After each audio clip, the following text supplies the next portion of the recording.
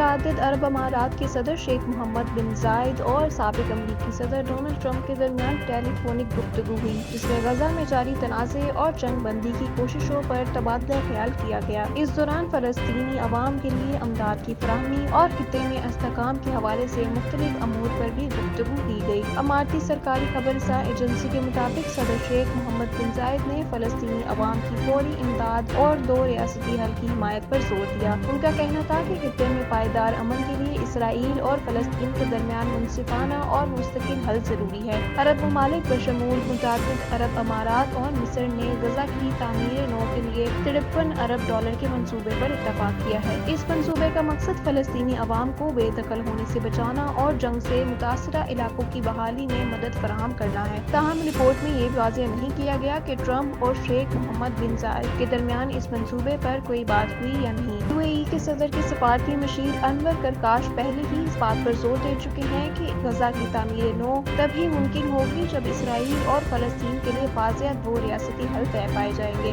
ان کا کہنا تھا کہ خطے میں دیرپا امن کے لیے عالمی برادری کو زیادہ مؤثر اقدامات اٹھانے کی ضرورت ہے۔ واضح رہے کہ متعدد عرب امارات نے 2020 میں امریکی ثالثی کے ذریعے اسرائیل کے ساتھ سفارتی تعلقات قائم کیے تھے، جس میں اس وقت کی ٹرمپ انتظامیہ نے اہم کردار ادا کیا تھا۔ غزہ میں جاری تنازع کے پیش نظر عرب ممالک کی سفارتی کوششیں مزید تیز ہو گئی ہیں، جبکہ عالمی برادری کی جانب سے فلسطینی عوام کے لیے حقوق اور انسانی امداد کے حوالے سے دباؤ بڑھایا جا رہا ہے۔